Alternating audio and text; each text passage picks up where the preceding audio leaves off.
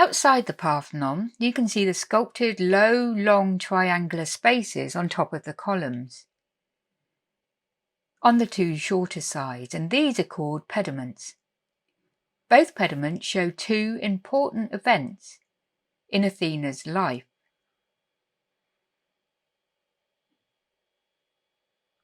On the east side, we have Athena's startling and dramatic birth.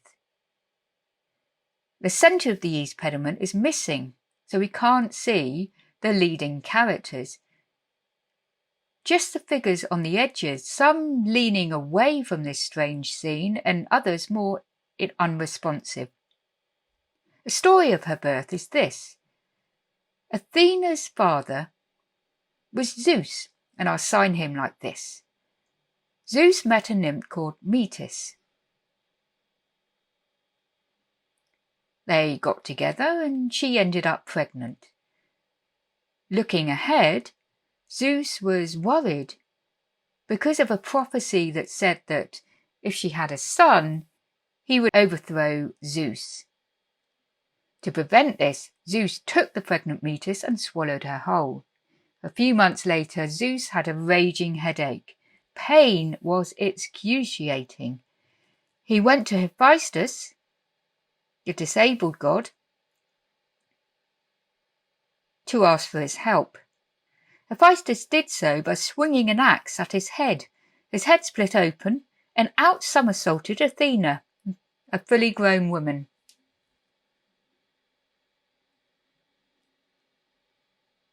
That's the story of the birth.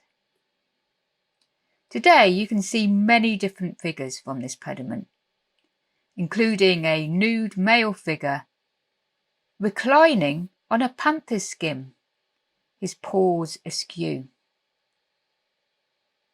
Leaning right back, the man's right hand is missing.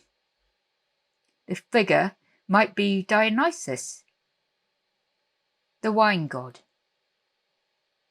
And he may well have been holding up a glass saying cheers.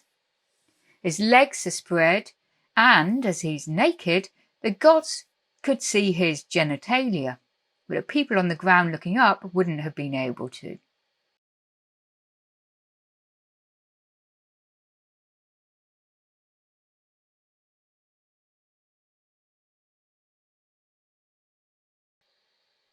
Another point about the pediment is the time of day of the story.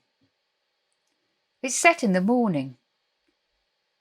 We know it's dawn because on the left the sun god Helios is rousing his perky horses to start the day, emerging from the corner.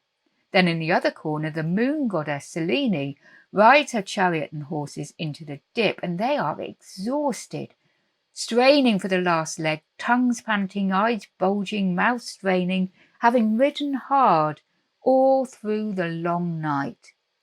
They finally collapse.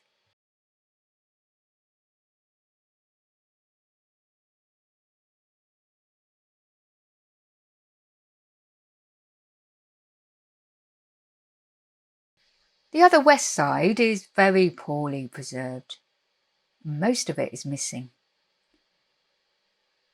We know what the story was, the contest between Athena and the sea god Poseidon. I'll sign him like this.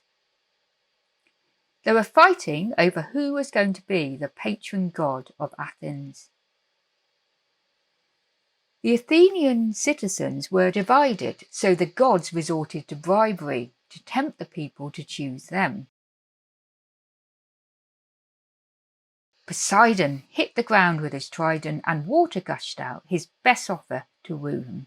Athena planted an olive on the rocky Acropolis, which grew up into a full-sized tree laden with olives. She hoped this valuable asset would be worth more to them. Citizens compared these offerings, tasted the water, but this was a bit salty, so they chose the olive tree and Athena won. These sculptures are very fragmented. On the east side, the entire middle is missing. And that's because the temple was converted into a Christian church. Removing this is part of the process. Originally, the sculptures would have been painted and the figures would have been recognisable, all being clear.